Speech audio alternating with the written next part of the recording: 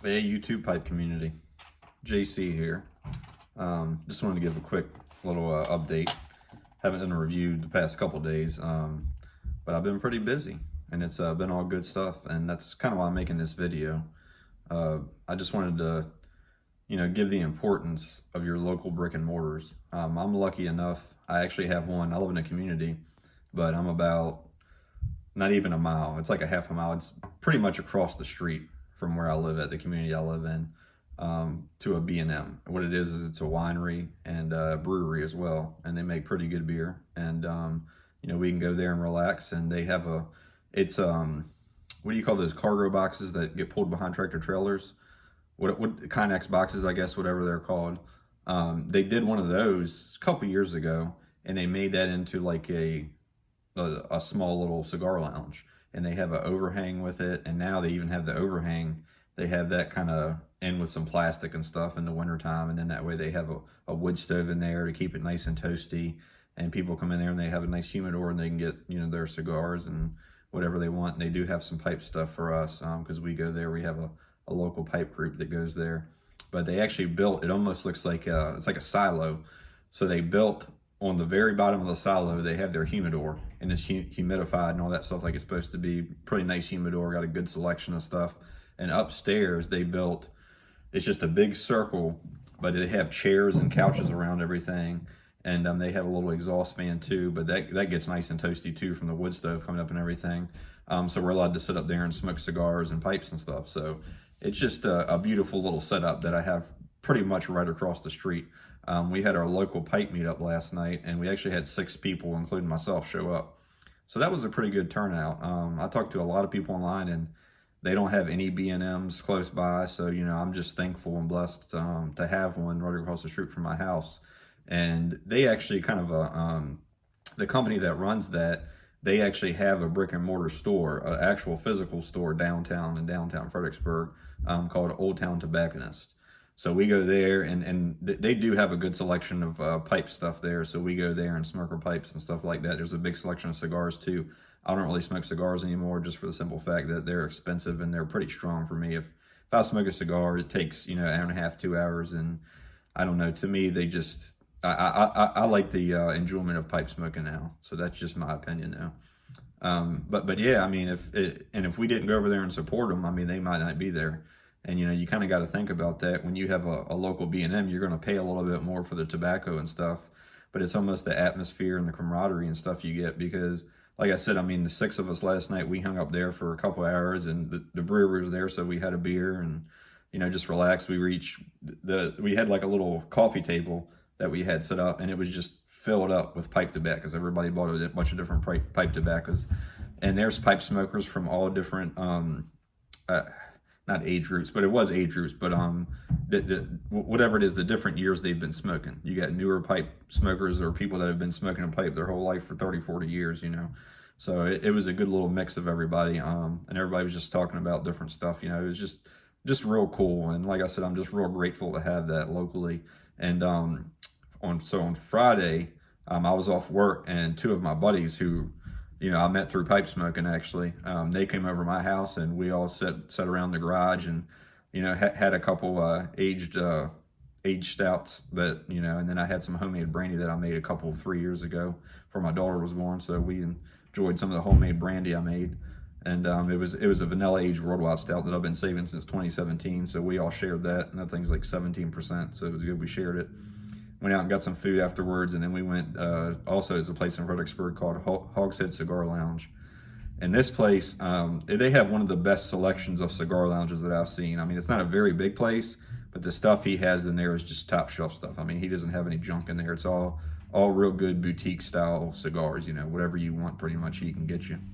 So, that place is really cool, but it's not really geared towards pipes. The place downtown is more geared towards pipes.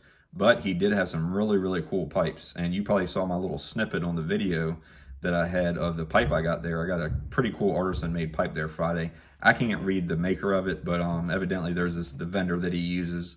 There was a bunch of artisan makers and stuff. I think this one might be out of Oregon or something like that, but it looks almost like a Danish pipe. And I've been smoking it the past couple of days. It smokes fantastic.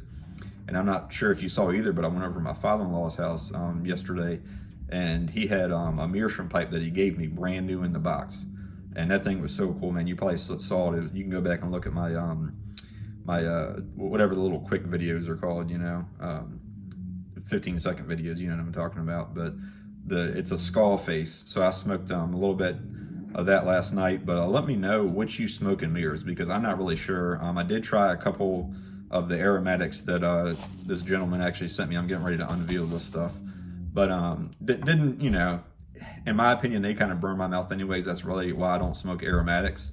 Probably should be smoking them in a cob, because cobs seem to be a little, to me, that's why I like to smoke cobs, because they kind of draw in some of that moisture, I think, so you don't get that tongue bite as much. But then I smoked the English in it, and it smoked great with the English. So I'm trying to figure out what I should really be smoking in my mirrors, because that's the only one I have. So I'm not really sure. I've always had briars and cobs, mainly smoked cobs. So we're going to start with the unboxing after I've rambled on for long enough. But either way, though, let me know in the comment below, do you have a local B&M? And what do you think the best way to support them is? I mean, like I said, I went there. Might have paid a little bit more for the pipe. Probably not, because it was actually a beautiful pipe. I paid just over $200 for it, and that was out the door with tax and everything. So I don't think that's that bad for an artisan pipe, and it smokes fantastic. And I'm one of those people that if I have pipes, I've sold the ones before, even though if they're a beautiful pipe, if they don't smoke good to me and I don't like them, if I'm not going to smoke it, I'm not going to keep it. So, the briars that I have, every single briar smokes good to me. And this thing smokes fantastic, so I'm keeping that. I'm not selling it, and I think it looks stunning as well. So anyways, a gentleman named Alex, and you know who you are, thank you, Alex, sent me a cool little care package this week. I told him I'd do a little video on it. He said I could use his first name. I'm not going to use his last name, but this is the care package that he sent me. And I'm glad he messaged me, because he's like, hey, did you get a package today? And they set it outside of my garage. They didn't set it on the front stoop like they're supposed to. They set it outside of my garage, and I didn't even know it was there. And luckily, he told me about it, before something happened to it. So first thing he sent me, real cool. When I opened the bag, this almost fell out. And it's one of my favorite tobaccos. And you've probably seen it on my videos that this is in my top 10. And this is from 2020, I believe it looks like. I got to code it, but I'm pretty sure from what I remember, it's from 2020. So it's got a couple years of age on it. And me and a couple other buddies smoked it last night, because we all like the golden slices as well. But it's one of those things where I don't open up a tent all the time. I don't always have one open. I do not have one open. I was getting ready to open one. So I'm glad you sent me this, Alex, because I've been smoking on this and shared it with a couple of buddies last night, and we enjoyed it. Smoking perfect. So I'm gonna go ahead and put it in the in a jar right now, and take the label off and stuff like that, and jar it up. So next thing he sent me, look at this cob, dude. I'm not sure exactly what this is. Let me know exactly what this shape is. I think it might be a general or something like that. I think he might have said something about a freehand, but I don't think this is a freehand. It might be a general. But brand new cob, never smoked. And I already got a stem for it, because I've got a couple stems that I had before from Vermont freehand. And get that on straight. That looks pretty dope. I think that's just sick to me. So I really like that. And then he sent me a bunch of samples.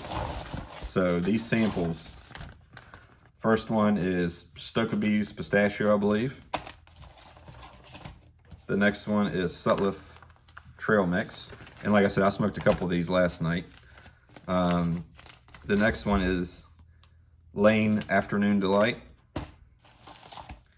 We have Vanilla Cafe, and that's a Stokkebye as well. And we have Sutliff Dark Chocolate. So let me guys know if you've had all these. I've had a couple of these, and I tried some of the ones I haven't had last night. But yeah, man, that's really cool. I wasn't expecting that, especially my favorite tobacco, one of my favorite tobaccos, and this cool cob, which I love cobs, because you see me smoke them all the time in the videos. But I just wanted to give a quick little update. I'm off tomorrow, so I'm going to try to do a video tomorrow. But again, this is JC. See you guys later.